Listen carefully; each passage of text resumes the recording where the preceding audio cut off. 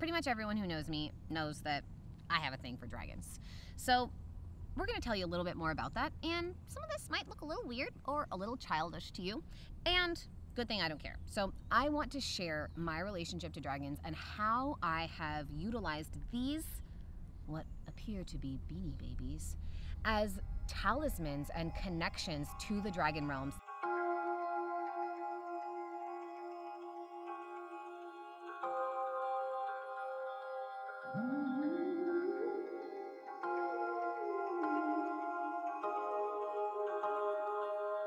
Nature is my temple. These trees are my cathedral, and this is the Cathedral Trees Trail. So much of magic is about what you tell yourself you can or cannot see. Because if you think that you can't see something and therefore it doesn't exist, then it's pretty hard for it to exist. But if you give yourself permission to believe in something that might exist beyond your three-dimensional eyes, which again, the spectrum of light is infinite and we only see about this much. So it feels like there are beings who utilize light differently, who can see and also interact with light in different ways. And dragons, to me, are the main beings or energies that I've come across that are capable of doing that. I first started connecting with dragons in a past life regression, where you go into a deep hypnotic state to access subconscious memories that might not be available to you in your normal waking consciousness. Whatever your opinion is on it, it's like, if you don't believe in it, that's totally fine. This was a frequency and a way of life that I accessed, whether it was mine or not. It was something that gave me such deep awareness about the dragons that it was incredibly impactful, and it shifted the entire trajectory of my life and my relationship to magic and elemental beings. The first time I ever did one, I became my dragon, and I was witnessing me, Mia's higher self, and the higher self of my partner, Bear, and I was the dragon watching myself. And so it was this wild moment of knowing that I was myself and I was looking at myself. And they asked me, what are you eating? And I had this thought at first to be like, oh, I must be tearing flesh. And I could feel the dragon inside of me be like, that's the human story. I would never eat flesh. And it was like almost disdainful. It wasn't like, ugh, but it was almost like, how could you possibly think that I would do that? And as the dragon, I was sitting and I could feel this light coming on me, and it was like my scales were solar panels. It was like my skin was designed to receive the light, and I was next to this river, this like little stream running through. It was almost like a moat sort of, but it was like a stream running through this castle. And I could feel how I also had the capacity to use osmosis, like cell membranes, the way that plants use osmosis to receive water. It literally felt like the dragon was more like a plant than anything else. So I could use solar panels, I could use osmosis and receive the light and the water. And it made so much sense that I could feel the alchemy inside of myself of how the fire became liquid. Dragons have this capacity to camouflage themselves, and they can bend light. So it's not that the tree itself is the dragon, it's that the dragon can use the tree to shift the density and its relationship to its like physical form to be able to become the tree, so it can use the dimensions of the light to become invisible, and then to shift its density to be able to be right here. But like, you look in there and you can see her. I was working with clients over the next couple of weeks, couple of months, and they started telling me we would be holding hands, and they'd be like, oh, I felt these dragons circling. Or one of them, we were healing her fear of heights, and she was like, I kept seeing this big white dragon eye just winking at me. And I was like, oh, I don't have a white dragon. The dragon that I became is, you know, emerald and purple. And she was like, no, it was your dragon. So I tuned into that dragon and asked, who are you? What's your deal? And she told me her name. And all of a sudden I had two dragons, and they were these spirits that were living with me in the etheric realms, and they were guiding me and supporting me. And eventually I went to this amazing friend's house, and they had all these like arcade games, and if you won the game you got to choose a prize. And I was digging through the little prizes, and one was an owl, and I love owls, so I was like, oh, cute. And there was something inside of me that was like, no, keep going. And I dug and dug and dug, and at the very bottom, at the back, was a little baby dragon.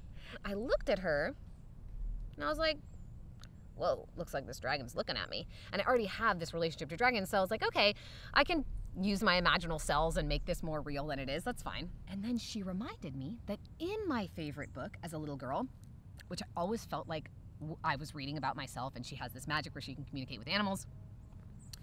And she has this moment where this dragon comes to help them in battle and then dies and sends her this image of, I have a baby, she's stuck in a cave, please go and save her. And so the girl goes on this adventure and she rescues the baby dragon, and then she has it with her. And this dragon told me that that actually is our story together. Her name is Sky Song, and this is that dragon from that lifetime. And so this goes in, again, you guys, this is so important. We talk about the quantum nature of reality. And sometimes that's really fucking confusing. It doesn't make any sense. And if you can just conceptualize, you create your reality. So if we're creating our reality, then sometimes even the books that we're reading are just designed by our consciousness to give us something that we're meant to see, that we're meant to hear, that we're meant to receive. And so even if it seems like it's a fiction book, it's like if I'm creating everything in my reality and I'm creating a book for myself to read, to like see the truth or remember, you know, that's what I truly feel like my consciousness has done with Game of Thrones also. It's like I made Game of Thrones in my reality to see myself as Khaleesi. And it has allowed me just to bring more of that energy into my life, to accept that, oh yeah, to most people this looks like a Beanie Baby. But to me, I have been told by the spirit that comes through this little dragon of our story together. And then they all started doing that. And this is Anora. So this is the spirit of the dragon that we're gonna go and visit in my favorite place in Fern Canyon. And this is the only dragon that I've ever seen in real life. Having talismans or having some kind of physical presence, some kind of tangible piece of connection to whatever it is, whether it's your spirit animal or your relationship to the cosmos or your connection to the earth, whatever it is, having something like this, even if it seems like a Beanie Baby, it allows you to create a more real connection with whatever that thing is. It's especially if it's something that's maybe a little taboo for society. For me with dragons, right? If I had a real dragon, of course, we all know I want a real dragon, right? If I had a real dragon, I might get arrested, it might get taken away from me, it might get slain. So the dragons, when Sky Song first came to me, and then Saphira's here and Anora, when Sky Song first came to me, she told me that the dragon realms placed her soul inside of this Beanie Baby to make her safe, to make me safe to be with her, to make it so that we can spend as much time together and we can snuggle and nuzzle and like have our cute little dragon life together without any worry or any fear or any danger. So it also helps me use my imaginal cells and my childlike wonder to connect with her and be like, oh, this is a real dragon. And it allows the dragons to send messages through them to me anytime, any person, when I bring them to a ceremony or when I bring them to an event and I set them somewhere, people always have these wild experiences with them. My friend Dottie was like, oh my God, I sat down with your dragons. They gave me so many downloads. I was like, I know, they're brilliant. And so it's this beautiful way for dragons to be really safe in the world right now and to make sure that their messages are heard. So let's see, do you guys have anything specific that you want to say right now? Can we just...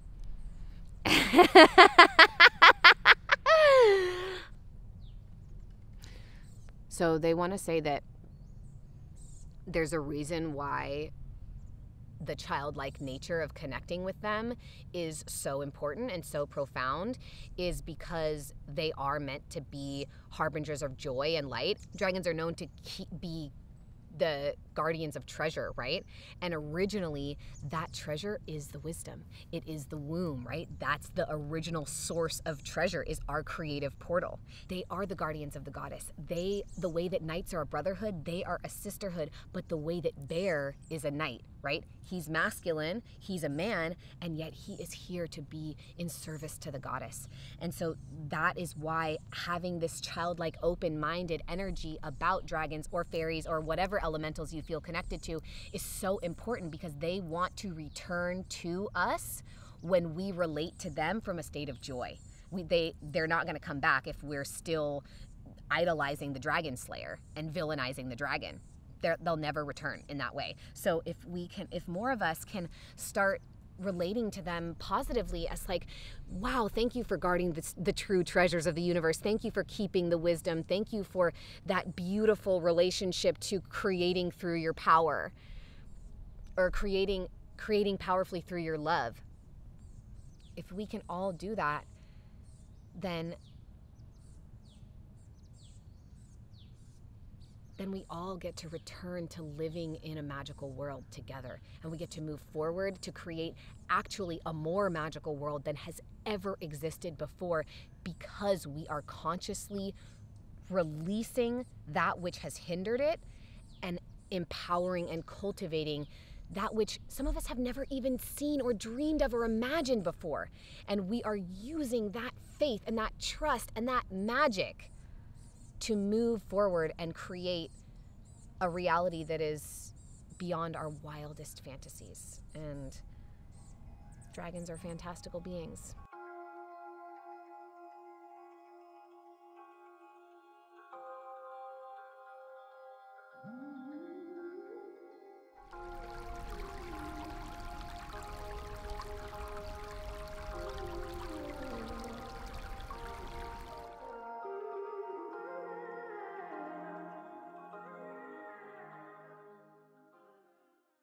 This dragon is one that I used to ride. And she appears so beautifully. And what she comes from is so ancient. And I just feel her power every time I gaze at her, and also especially every time that I climb on top of her. And this is just looking at it, even with the wing, just looking at her makes me believe. And so we're going to go see what she has to say to us today. Bless.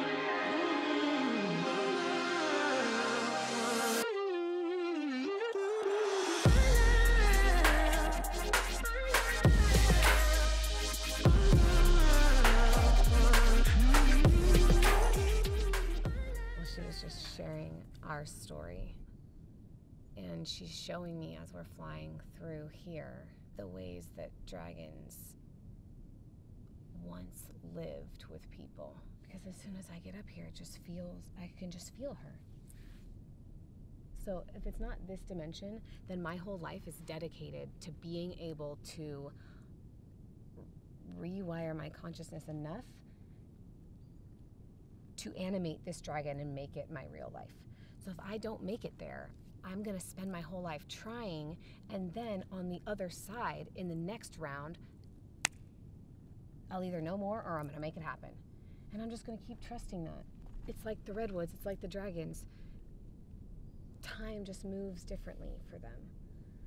They're immortal, they're eternal.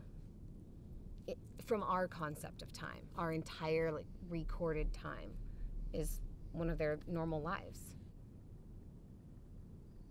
And this, being able to see them like this, is the first part of unwinding our programming in our minds so that we can, in whatever way that is for you, it doesn't have to be seeing dragons in the forest, but opening your mind to more than what meets the physical eye.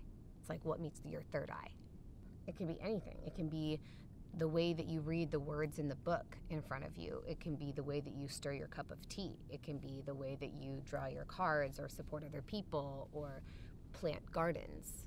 Yeah, she says why it is this way with me is because the imagination like imaginal cells in the butterfly, like we talked about last year with the dragons, are so important to the expansion of our minds. That's part of our brain matter. That's like the 90% we don't use. We say we only use 10% of our brains.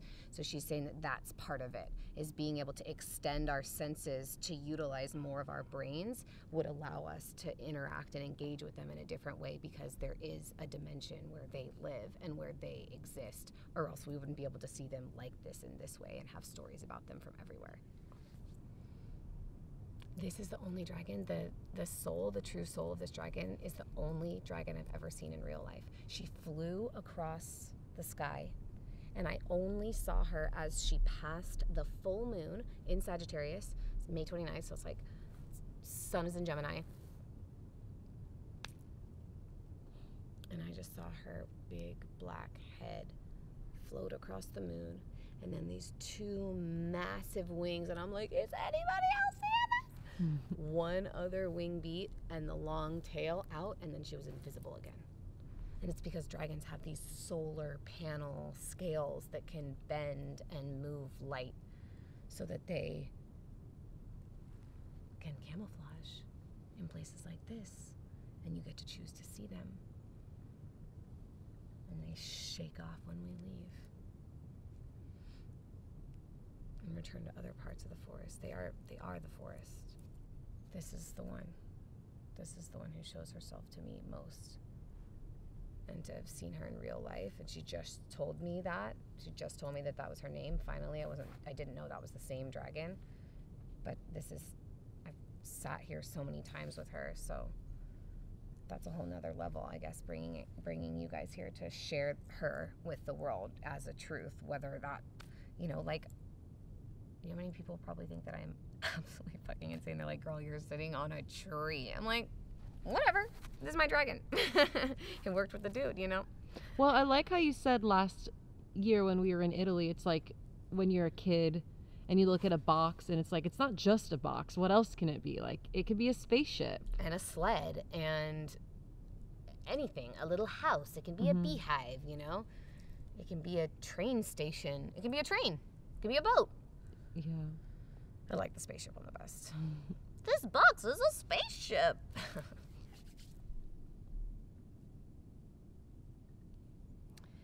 So this is like a message for you and us and all the creative energy that wants to be birthed.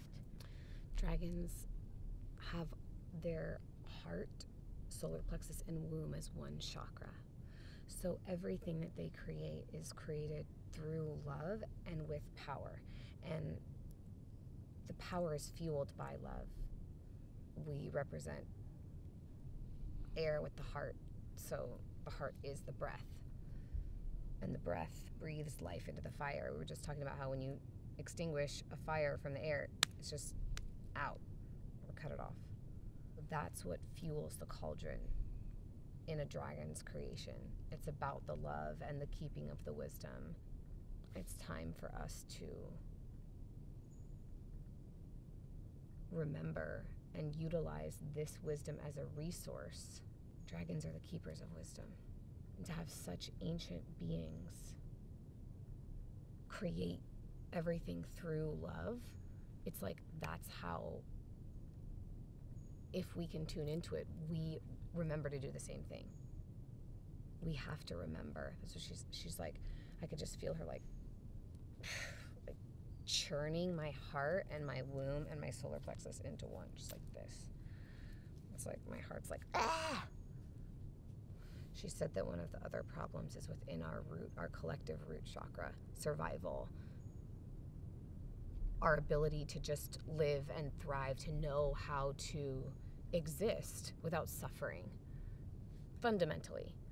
And she says that as a collective, humanity's root chakra, that's why it's like greed and grabbing and fear and creating massive poverty while there's massive wealth.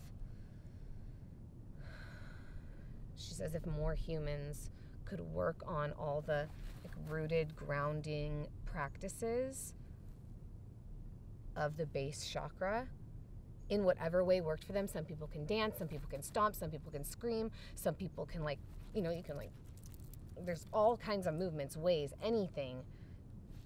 Putting your bare feet on the earth, jumping into the ocean. There's all kinds of ways to do this.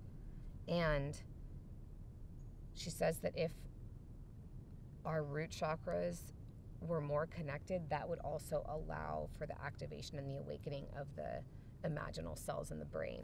Because like the roots of the tree, it wants to be sourced from this ground. That's why we've incarnated on this planet, is because she sources us. These are our resources. So we're utilizing them in the wrong way. We're capitalizing upon them. We're making them commodified. They are so much more powerfully utilized.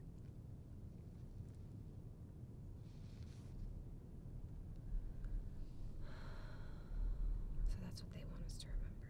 She wants us to remember. And the dragons hope that we can do that with them too, like this. Begin to reconnect with them as well, so that we can safeguard and steward this earth in a good way, in the best way possible, together in harmony. Wouldn't it be cool to live in harmony with dragons? Hello, it's how to train your dragon. I'm not just on the Hogwarts thing. This is like all of our fairy tales can come true if we allow them to and support them in their blossoming. It just feels like confirmation. Here's my fairy tale come true.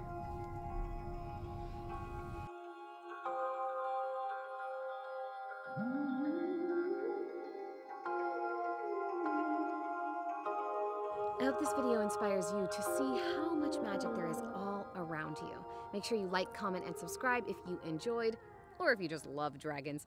I'm Mia Magic, and you're watching Making Modern Magic.